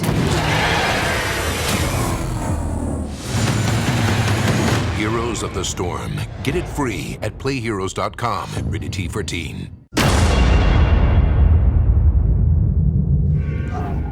Welcome back, everyone, to the North America June Open. I feel like I've said this so many times. We're in the middle of a really awesome series between these two teams. Of course, it is Tempo Storm and Cloud9 Maelstrom. And we're going to be looking at game number 3. But I have to say, the map, once again, this is a pretty interesting one. It is Blackheart's Bay again. We haven't seen a whole lot of this battleground yet this week, and is one of the more uncommon ones. Blackheart's Bay is, in fact, a 3-lane battleground. It has 6 mercenary camps scattered across them, and all of them drop coins. You can collect those coins from chests and the mercenary camps to turn them into Blackheart and earn his favor to bombard your enemy opponents with these cannonballs. When you do that, the damage is very similar to Sky Temple with the siege, but is area of effect splash damage. And if you're caught underneath those cannonballs on your structures, as a hero, you take damage too. It hurts. Yes, it does. It feels it bad, doesn't man. feel good at all. Cannonballs to the face. Who knew? Yeah, no, not a good thing. Not a good thing. All right, so, of course, we are going to be hopping into the game. That is the battleground that we'll be looking at. But what are the teams? Let's get to know these guys a little bit better. So we do have Tempo Storm, of course, sort of tying back this series up 1-1. And Jake, who do we have playing for him? Well, it's Dreadnaught Soldier, Arthelon, Kaeyoh, and their newest member, Zuna. Now, they did suffer their first defeat in a single game in this tournament, but they're still looking rock solid, bringing us to game 3. That's right. We can see some of their stats. They are 13 and now 0-1. There it is. Nicely updated from the production crew there. And we do have to point out the Rhaegar. That is a very common support pick for this team, especially Dreadnought. Yeah, he loves that hero. Really loves that hero, of course. Didn't get to use it last match. No, he didn't. Went with the Malfurion, worked out in the long run. But you're right. I mean, he is really one of the only kind of bigger supports that do like to run Rhaegar these days. But in game 1, remember, Dunktrain actually sniped the Rhaegar. Well, if you can't beat him, you join him. Good points, Jester. Okay, but over on the other side, the team that is really looking to take their first series off Tempo Storm in some time, we have Cloud9 Maelstrom playing for him. Who do we have, Jester? All right, Dunktrain, iDream, KingCaffeine, Biceps, and K1 Pro. They're going to be making up that roster, and they have really been proving themselves throughout this tournament already. You know, we're at that match point here into the grand finals for the first set, and these guys, I mean, if you had to take anybody into, you know, BlizzCon, the Worlds as a representation, and you can't do tempo, these guys would be the guys to call. I want them both. You want them both? You want them both to win? Don't work like that, my friend. Only one team goes home happy today. Well, we see they have been prioritizing a lot of Tassadar and Jaina. They play a lot in Tomb of the Spider Queen. We've really seen that throughout the day today. But they recently defeated the Heroes of the Dorm champions, California Berkeley, and they were the champions of the ESL Major League Season 1. Yes, and that rounds out both of the teams that we're going to be seeing. This is sort of the rubber match, a very important match for both teams. Tempo Storm obviously wants to close this out with, you know, a little bit of a bump in their road forward, but they want that $5,000, and they know they're a game away from getting it. Now, you say that it's the rubber match, but let's just take a moment here. I said it's the first set just a few moments ago. Yeah. And what does that mean? Well, because it's a double elimination bracket, guys, this means that since Cloud9 Maelstrom climbed up from the lower side of the bracket, this game is actually not done if it's a Cloud9 Maelstrom victory. They will actually win the set, but Tempo Storm, coming as a reward from the upper bracket, already have a set under their belt, which means that this could be the end of it if Tempo Storm wins, or we go to a whole new set of best of threes if Cloud9 Maelstrom can actually take this 2-1. And before we get into game number 3, guys, make sure that you sign up for these events. If you go to heroesofthestorm.com/esports, you can sign up for all of these qualifiers, which are continuing to happen across the globe. For over the rest of the summer, really. Doesn't matter where you guys are watching from. We do appreciate you guys tuning in to check this action out. But yes, there are qualifier events all across the globe, like Jake mentioned. So please do head on over to heroesofthestorm.com/esports. A good call there. I think that's a good call, Jake. But you know what? You can play the game for free as well. If you have not played Heroes of the Storm, you just need to go to heroesofthestorm.com and you can sign up to play the game in general for free. I mean, there it is, Heroes of the Storm. Yeah. We love this game. We play a lot of it. It's pretty fun. It's basically life at this point. I mean, you come into it, you're like, oh, all right, my favorite heroes. And then before you know it, you're level 40, you got a ton of gold in your account, and you've made so many friends. You've had such a great time. You don't know where your life has gone, but, you know, it really is a very good, addictive game. Very high quality, and we all recommend it. Where the life has gone? Nah, it's a great life playing Heroes. Are you kidding me? Let's not delay any further. We're going to hop into the draft for game number 3, possibly the decisive match for Tempo Storm to take this event. We're going to find out very quickly now. Once more, it's Blackheart's Bay. Abathur has a massive amount of power here on the map, and Tempo Storm says, we want none of it. And so as well with the Vikings. I'm very curious to see if that will actually pop out here. But something does occur to me here, Kubi. When we interviewed Tempo Storm yesterday on their win over Cloud9 Maelstrom, because it went to Blackheart's Bay for that game too, Tempo Storm said that this is actually not a map that they particularly like or really enjoy. And now Cloud9 Maelstrom, since they lost out that second game for the set, they're taking it here. Could this be a hidden strategy? Yeah, they said they felt the least comfortable on this battleground of all the battlegrounds that they play, and they say they don't get a lot of practice here. And, you know, Maelstrom obviously is aware of this. It's I would probably say the most striked out battleground for Tempo Storm for good reason. But in this case, we are going to be going to Blackheart's Bay, and Cloud9 Maelstrom knows they have that advantage. All right, so Abathur's out, Sylvanas is out, these kind of big battle ready heroes, big split pushers. You know, there's a lot of power between those two heroes. So Tempo Storm, first a pick, Tassadar. That's right. So that is going to be the first pick. We do see that very, very often on, you know, just Tempo Storm's drafts in general. Cloud9 Maelstrom, we're going to have to see what they're going to follow that up with. Of course, both of the heavy hitters are still on the table, whether that be Illidan or Zeratul. but they're going to start up with Jaina, and I think you're right about the melee assassins. One of them should be selected here unless they want to go with double mage. It all comes down to preference here on Blackheart's Bay, but we saw the power of Illidan in that first game. I really would expect to see him again. Yeah, I think so. If it, if it works so well for them, continue to run it. And if you have the slow paired up with Jaina, I think that makes a lot of sense. So they're going to continue to try that strategy once more on Blackheart's Bay. But you think these picks make the most sense on this battleground in particular? Well, Illidan does afford a lot of luxuries on this map. Not only is he great in team fights, you can actually put him in lane if you really want, but his big strength is past level 4. He is going to actually be able to augment his sweeping strike and combo that with evasion, the cooldown reduction built into Betrayer's Thirst. He can actually go out and basically dominate every single mercenary camp. And remember, this is a map of coins. Every mercenary camp gives up 2 coins, and as Illidan just gets more and more powerful, he can actually start soloing them out more and more, and that is a big way to get a lot of coins very easily, because you only have to throw Illidan into the fray. But well said, Jester, gotta say. All right, Tempo Storm rounding out the rest of this composition. Before we get into the second set of bans, it is going to be the Zeratul. So we do have the melee assassins are going to be butting heads. What was it, Jake? They're beating their heads into the stone. Something about a rock? Yeah. I don't know. Well, I'll go with it. All right, Skelfos, nice pickup here. But they did leave Uther on the table. Now, Uther or Rhaegar, one of them should likely be banned out here by Tempo Storm. But I'm actually very intrigued to see what Cloud9 Maelstrom... Oh, they're going for Brightwing. That is such a common combination with Tassadar and Brightwing. But Cloud9 Maelstrom, they're going to be the guys with the first pick. They clearly have no intention here for the Brightwing. So as you said, Rhaegar or Uther very likely to be in that next round. But what could Tempo actually do here to counter that? It's probably going to be that Uther. I would think so. Yeah. The Divine Shield is such a strong... Okay. Not going to be the case. So are they giving up Uther? Are they allowing Illidan to have that kind of control? I think they're saying to themselves, it doesn't matter if they get Rhaegar or Uther. Both of them are fair picks that work well with Illidan. With both of them. Now, on the other hand, though, if they manage to get Johanna plus Asmodan, that's a big threat. This is actually, we mentioned this in the last game, Asmodan, the style, that Globe of Annihilation farming style, was invented on Blackheart's Bay for a reason. For sure, yes. There's a very little space between the top lane and the middle lane. Allows for some strong rotations to get those stacks built up time and time again. So, all right, we do see the Uther is picked up and the Johanna. So no Asmodan to go with this, but still Johanna, maybe even one of the most picked warriors of this tournament.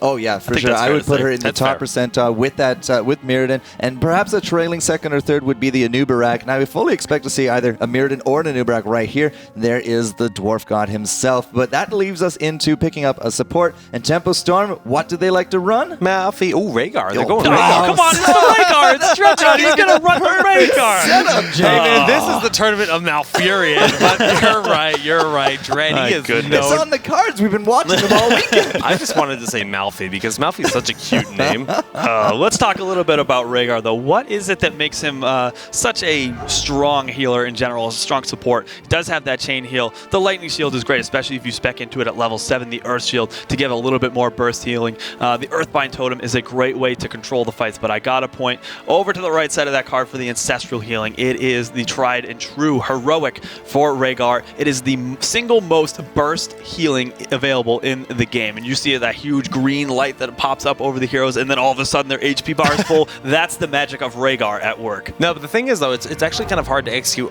compared to Divine Shield because it does have a bit of a wind-up to it, and if you don't lead it far enough ahead, well, you're not going to get that big burst heal. Falset, on the other hand, he's got the big burst damage. Yes, of course, the Hinterland's Blast is something that we see quite often as a strong ability, especially paired up with Johanna. We've seen that as well, where you pull a lot of the heroes in, try to set up for a nice line of shot for that Hinterland's Blast. It is a lot of burst damage, especially when you have those gathering power stacks and the overdrive as well at level 16. And seeing the Johanna, I have to say, I mean, they've made the right call on banning out Asmodan. We saw Falset picked up as a response. They're going to be fine with that pickup, but Asmodan would have been just that key element for that crazy late game damage paired with the Condemn on Johanna. Okay, I think we have a game number 3 set up, so we're going to hop right on into it with no delay. And over on the left side of the map, we do have Tempo Storm looking to close out this tournament and take the first North America Open in June. It is Tempo Storm. We have playing for them Arthelon on Kael'thas. Dread is going to be on his favorite Rhaegar. We have Zuna, who is going to be on the Zeratul. Soldier is going to be playing Mirrodin. And in the bottom lane, we do have Kaeyoh rounding out the composition on Tassadar. But on the right bright side, that's Cloud9 Maelstrom. We are not foreign to them at all. Dunkcaffeine, Keiwan Pro. It's going to be Biceps and, of course, iDream at the bottom. All 5 of these guys on both teams hungry for this title because the winning team in this tournament will advance to the Americas Championship, and the stakes couldn't be higher. I couldn't agree more. There's so much on the line. More pride than anything else, especially Maelstrom. They'd be happy with no prize at this point, considering if they could take a series off Tempo Storm, it would give their team so much more momentum into future events. I got to say, this is a lot on the line between these two teams. So excited to see how this plays out. Yeah, right now they're rotating down into the bottom. We do see that the heals are coming in, just a lot of aggression in this top portion of the map. Early in the game, yes, you're just going to have trading blows over that watchtower. A very high contesting point for both teams because it controls all of the vision between the top and the middle lane. Okay, so hold on. We do have a lot of contention over these chests that spawn about 50 seconds into the game. It looks as though KingCaffeine might have been a bit of an overextension. He does have the living bomb. He turns around for a second to try to get a pull. Maybe the overextension. They really want to make sure they get their fair share of those coins. Ooh, but it looks like Dunktrain will be going down on Ocher. Now, they did nearly take out 2 other heroes. Close saves with them escaping. 3 gems were picked up in the bottom chest by Illidan. 2 gems picked up by Tassadar of Kaeyoh. Okay, so let's take a look at some of these talents. We do have the Fell Infusion for Kaeyoh early on, and this is going to be a little bit. Every time he uses his trait, he does get a small amount of healing, just helps with the sustain in lane. We do have, once again, the Regen Master for Zeratul, but the biggest one that I want to point out is a block on Ocher, and I saw this, and I actually kind of like turned my head a little bit. I was like, well, what's that all about? It makes perfect sense. Zeratul. Yeah. He's going to be going for that follow-through focus attack build, and if you can reduce that next auto attack by 50%, are you kidding me? That's a huge amount of burst damage that gets removed, and makes a lot of sense for that ability to be picked up at talent tier 1. Zuna did almost get picked off by the Condemn, but a nice rotation. It looks like Keiwan Pro on Jane is going to be the one that ends up falling here. Beautiful setup there by Tempo Storm, currently up 2 takedowns to 0. Okay, yes, and so far, coming out of the gate, Tempo Storm looks very, very strong. They say this is a weak map for them, but I'm not seeing any case for that thus far. But, it's still very, very early. Yeah, no matter how you look at it, I mean, you just want to bring the pain. The confidence is here. They just came off a game number 2 win, and right now they're looking quite solid, but it's still very early here. Level 4 talents have been reached. Anything interesting on the table? Of course, we got to talk about the promote for Tassadar. No Brightwing in this game, so we're not just going to have the one. That's for Tempo Storm. What else? Of course, the Gathering Power has been picked up for Kaeyoh. It's going to make him a very, very strong and difficult target to deal with, especially at the range later on. We do have the Amplified Healing on Johanna, just going to make her very, very difficult to take down. iDream is here. He was chasing Dreadnaught, but Tempo Storm Zuna goes in there with that Chain Lightning. 5 coins will be dropped. Another takedown here. We're seeing them kind of slip away. I mean, the experience almost a full level ahead, yeah, Kubi. Especially this early on the battleground. It's kind of a big deal. The gravity lift. That might be enough damage, I think. With that last auto attack, that's the living bomb will be enough as sort of triggers a little bit after the bomb is applied, but really well done from Arthelon, especially getting that last auto attack. I think it was the difference that was needed. It was. I mean, if he did not hit the living bomb, would not have secured that final takedown. But man, the coins are going in from Zuna at Blackheart. We see in the middle of the map. He does have 10 exactly. That will be the first summon from Blackheart, and that will bombard the middle lane heavily. Give these guys a monocle and a top hat. They have a monopoly on the coins thus far. Get it? I like that one. I was reaching. Okay, not going for it. Okay. I was thinking, I don't know. Well, let's keep going here. All right, well, we see the damage is going to that middle lane. Now, all the structures, the fortifications have gone down, and it will bring actually that middle keep, or the middle fort, excuse me, quite low. Might even come, I'm not sure if it's going to remove it. It's going to be close, though. Okay, but the pressure, we do see in the bottom lane a bit of pressure, maybe just looking to try to start taking the Mercenary Camp. Not going to be quite the case, but we do have that first turn, and like you mentioned... It did get the fort. Yeah, wow. That's a big deal. So the first set of cannonballs that get thrown out from Blackheart don't quite do enough damage to take out one full fort, but if you do just a little bit of damage to those towers in the front line, then you can secure that, which gives you usually quite a bit of momentum to get to level 10. We can see just that. Almost a 2-level lead. Am I looking at that right? Like, we're looking at game 3. This is tournament point for Tempo Storm. This will secure them a spot in the Americas Regionals, and they're coming out like a ball of fire right now against Cloud9, but Cloud9, they can bounce back here. They're picking up some giants in the bottom lane, and if Kaeyoh isn't careful, he could really be collapsed upon. Okay, a lot of presence in the bottom lane where they might be looking to take these bruiser camps away, but the trade in the top lane, is it actually going to be worth it? This could be a heavy amount of mercenary pressure, but Keiwan, Falstad ends up falling, and what is going to be the response? Is this going to be too much of an overextension? Jaina, that is K1 Pro, is going to be trying to retreat in Tempo Storm Dread. He is looking to try to get the pressure. It's not going to be another takedown, but still, they'll take the Falstad. That's well worth it in their book. Yeah, actually, we saw that the Gravity Lapse went out from Kaeyoh, almost lifting, but we did see the trait used on the side of Johanna to just be invulnerable to any kind of movement impairing effects like that. Zuna quite low, blinking back. The heals from Dreadnaught going to be able to keep him alive for the time being, but look at the damage done to the top fort.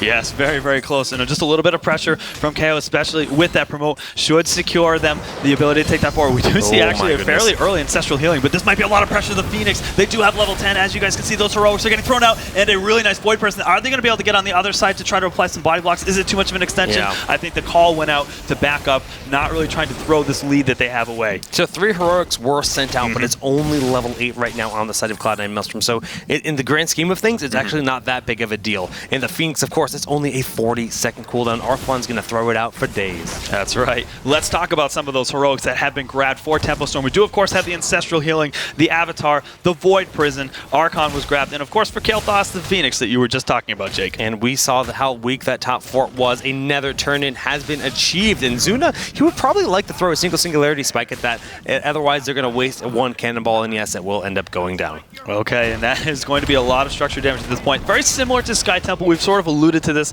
a little bit before, but the cannons will fire in order of the structured tiers that are available. So if there's still a fort up, the cannons will like to fire on those forts, and then they will move to taking out the keeps and then the core. So it's going to be about doing a lot of even pressure across the map to try to get the most out of the objective here on the battleground for Blackheart's Bay. But you mentioned they're monopolizing those coins. I mean, it's 12-10 as a result. Structurally, they've taken out 2 entire lanes. This bottom lane, the cannons are out, but there are bruisers marching down. They have these minions here. Arthelon is around the corner with Kaeyoh, just going to throw down a flame strike happily. I mean, it's in a tight spot here for Cloud9 Maelstrom. Yeah, this battleground is all about control of the space that is available, and if you can continue to rotate around and take the mercenary camps, which all give you coins to turn into Blackheart, that's even more pressure that is going to be thrown down onto those structures, and we can see the Temple Storm is well ahead in that sense. Yeah, iDream is going to get hit by that Storm Bolt. We do see Zuna going forward with the Blink. First aid has been used. Dwarf Toss trying to juke. Metamorphosis has to go out. Void Prison is there. Is it enough for him to stay alive, though? The Archon is getting into position. The lockdown, Hinterland's Blast in defense, and we see the shrink rate will shrink him, but it's not going to stop the damage, and iDream has stayed alive. Wow, we actually see a fairly strong retreat here for Temple Storm. We do see the Ancestral Healing going down onto Soldier. I think the Living Bomb isn't going to be enough. He does end up falling. Illidan is going down. This might be a full trigger for Temple Storm to start going in. Do they have the resources? Temple Storm, Soldier is going to be quite low on mana. I think that is going to signify the retreat. They will take that extra set of takedowns and continue to move forward. Look at this. They're continuing to turn all the coins in. Man. 10 available on Zuna. Yeah. I think that actually is enough for them to get an additional turn into Blackheart, and more cannonballs will be sieging the enemy fortifications on Maelstrom's side. And this fort is actually going to go down before those cannonballs are even utilized. One more shot from these Siege Giants. Do they get it? Yes. Okay, so the cannons, we do have the full turn in now from Dreadnaught. The cannon's going to go towards that middle lane. The back keep has been exposed. And Temple Storm, they still have all 3 forts remaining, Kubi. That was actually really smart to wait to get that turn in, because if you waste even a single cannonball, you're so much overkill onto those forts and fortifications. It's so you need to get most of the value you can. And especially at this highest level, every bit of efficiency you can get in every aspect of the game is crucial. All right, we didn't get a chance to talk about the heroics for Cloud9 Maelstrom. We do have the Water Elemental, the Hinterland's Blast, the Metamorphosis we saw in that last battle. We're going to see the Blessed Shield and Divine Shield. God, I feel like they're always right next to each other in the list. Just Divine Shield, Blessed Shield together, but it seems to be a very strong combination. I mean, talk about shields, man. They hurt, they heal, they do everything. And Caffeine does have the 2 gems. They only need 1 right now. That is going to be the first turn in for Blackheart on the side of Cloud9 Maelstrom. This will help them really catch up in terms of the structural damage and experience that they desperately need, because right now they are down 3 full levels. They haven't quite done enough damage to that front set of fortifications for that middle fort, so they won't be able to get themselves. Oh my goodness, I didn't even realize they had Mule. That's right, yes, the Mule Tassadar grabbed it. Yeah, we didn't quite catch that one, Mule. so that's going to be a big deal. Go home, you're drunk. especially on the map. Yeah, he's going to end up falling down to the splash damage. Wait a minute. Oh, that is not the quite. strongest meal we've ever met. I think he is too far away, though, to get any value or get to turn around onto the fort. We'll find out in just a second. Oh, he does, They're actually. so much smarter now. But most of the duration has been spent, so won't quite get that. But still, it keeps it alive. And I think, this is the type of thing Maelstrom needs to try to, find a way to rotate over to get the experience there, because if they wait any longer, there's going to be a talent tier gap when Tempo Storm has level 16. All right, well, these Giants are being picked up. You mentioned the talent tier gap. It is very, very close by. 13 has been achieved for Cloud9 Maelstrom. These coins are being collected by Soldier, but he should... Is this a... Are they trying to provoke this? Because he should suspect this, and they are rotating on him hard. The Condemn pulling him in, and Avatar has been forced out. The Shrink Ray, but if they hit level 16, of course, that should be the stone form for Murden, so he will be able to get a lot more sustain. And you're right, that could have been a little bit of a bait moving forward if they didn't see the remaining members. That is going to be Johanna. She should be able to get away, does have that unstoppable, and a lot of damage being thrown down. 16 is there. That means Ignite for Kaeyoh. We have a Blood for Blood on Rhaegar in a big Void Prison going down. The Phoenix is in place, and the damage is coming out. iDream needs to back out quickly. We do see the reverberation down on the ground, and Johanna, they actually don't manage to pull anyone in. Yeah, a couple of heroics were spent, a lot of damage output being thrown to Cloud9 Maelstrom's side, but this pushes them further back. And I mentioned this before, this battleground is all about control of the space. Right. And really, if you can just push your enemy back behind their keep walls, and then just back up and take all the mercenary camps, collect the coins, turn them into Blackheart, that is absolutely a winning strategy. Well, Tempo Storm, they have 14 coins in their pockets right now. That puts them just 2 shy from a full turn, and we see the other 6 going in right now. They just want to collect the 2, but man, we see Zuna just constantly pushing them back, but Dunktrain is in position. He throws the stun out, the Shrink Ray on top of him, the damage coming up from Falstad, Stormbolt to try to buy some time, and he will have time to blink away. Yeah, Tempo Storm, Soldier always there to sort of keep his team alive, doing a lot of peeling in a situation where it looked like they might be in a bit of trouble. That Stormbolt is always there. We need to talk about what Maelstrom needs to do to get back into this game. It seems as though it's starting to slip away from them. And I want to say that they should wait until level 16 so they can have themselves that talent tier as well and fight on even footing, but it's so far away. Hard part, right? You say that they have to wait till 16, and you're not wrong, but they also need to deny coins from being collected across the map, and that's exactly what Tempo Storm is doing. They're not splitting up too far, but they're making sure that they're able to collect all the coins. 5 here on Arthelon. They only need 2 more for another turn in, which will remove the middle keep. Yes, and they're continuing to turn in. There it is, 16 out of 16. Of course, the coin turn-ins that you need, or the amount of coins you need per turn-in does go up, but that's not stopping Tempo Storm. They are continuing to rotate around the battleground and collect those coins, continuing to turn them in. And you're right, Jake, that is going to be the first keep of the game falling on Maelstrom's side. Yeah, absolute destruction here, just controlling those coins across the map by Tempo Storm. They're going to get bruisers here. That's 2 more coins for them. Every single mercenary camp you collect, that's 2 coins. You destroy the pirates, hey, more coins, and they're just collecting them time after time. That's right. Okay, but Tempo Storm, the rest of the guys are looking to rotate down to the bottom map. We can see the full hearth from these guys. We can see they're putting a lot of pressure on. They're looking to at least take out any fortification they can at a safe manner. They know that this is going to be more cannonball shots that could be soaked up, and if they can just have a full barrage turned in and firing away at just the keep, they'll take that.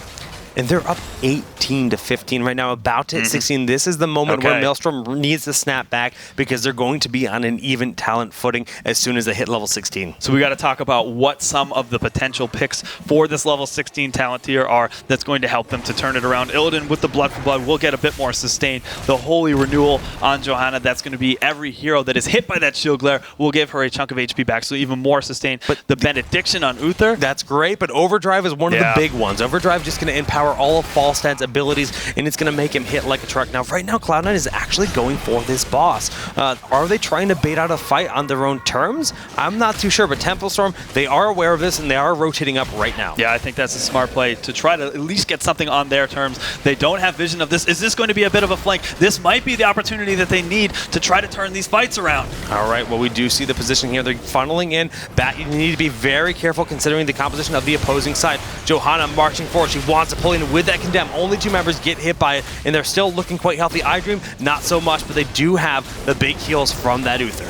Okay, a lot of posturing. Soldier looking to move a bit forward. Caffeine has he overextended. It looks to be the case. The Hentoen's Blast is only able to hit one member. We do see the Void Prison going down. That will end up catching 2 members of Cloud9. We see that a lot of Tempo Storm posturing around this Void Prison. They're looking to try to clean up the rest of this fight. They will take a couple of these takedowns that will catapult them really far forward. And iDream has he overextended. I don't think he will be able to get out of the situation. The Living Bomb is once again going to be enough to take down Illidan. And this looks to be a lot of momentum for Tempo Storm moving forward. Yeah, they already had that advantage. They have these Siege Giants in the bottom lane. The top boss is going to be collected after the victory in that team fight. And not only did they destroy 2 enemy heroes, but they collected the coins off of them. There's so much cash in the pockets of Tempo Storm. Yes. They only need 9 more for another turn-in. They have 10 amongst the rest of them, so they could rotate down and to get this turn-in onto Blackheart with the boss pushing down in the top lane, which can very likely get a keep, especially assisted with the cannonballs. And then the bottom lane to keep more cannonballs being fired there. Things are looking really rough for Maelstrom. We need to see some heavy turnaround. Yeah, Tempo Storm, they're not even going straight to the turn-in point. They've realized they have this massive advantage, even pushing towards level 20 right now. They're just making sure they collect as many coins as possible because guess what? The next turn-in is not going to end the game. They're just trying to set themselves up for yet another turn-in after this. They're thinking late game. They're thinking long-term. For sure, yes, and there it is. But they actually have decided to turn in a few. We talked about the fact they only need 10. I think that is going to be enough between those 2 heroes. And now the chests have spawned. So it just seems as though the map or the battleground continues to punish Cloud9 Maelstrom. The positioning, it's all about having that control over the map. And look at this, they continue to take mercenary camps. Things are looking really rough for Maelstrom at this point. The way that Forecourt Jester would put this, they're painting the map blue right now. The mercenary camps are being collected across the place. Only a single bruiser camp standing that is uncontested right now. Nothing is red at this moment. Yeah, of course, and we do see those cannonballs being fired. That is an additional keep. More catapults will be firing. We see the mercenary camps pushing in the top wave. That is the bruisers. And what is going to be the play? More turn-ins? Yeah, they have level 20. It's 20 to 17. They have storm talents, but Cloud9 doesn't have a choice. They absolutely must contest this. Look at all of these coins. I can't even count that high, Kubi. No, neither can I. We're just casters, Jake. Doing what we can, but that is 3 rewinds available for Tempo Storm at this point. That will give them so much more capability in this next team fight. It looks as though Maelstrom is going in for their last-ditch effort. Well, Zuna was attempting to get those 9 coins in, but it's not going to be successful. But they will be successful in removing Johanna from the fight almost instantly. The Hinterland's Blast comes out, not going to be enough. The Ancestral Healing onto Zuna will allow him to continue fighting Keiwan Pro. Gonna go down. Dunktrain is next on the menu, followed by iDream and Biceps. He might be able to fly out of here, but this is not looking good for Cloud9. I think that Tempo Storm has done it. It looks as though they are poising themselves to put themselves in the position to take the first North America Open here in June. They will get that $5,000 prize for first place. And more importantly, they are the first team to qualify for the Americas Regionals happening later this summer. Tempo Storm, they earned it. Congratulations, my friend. We're going to watch this core get exploded. The Manor Mule comes down, and they earned a very hard-fought victory. Yes, Cloud9 absolutely Maelstrom. ridiculous game, my friends. Absolutely. Oh, so man. much. Really, really well fought to Cloud9 Maelstrom. We got it.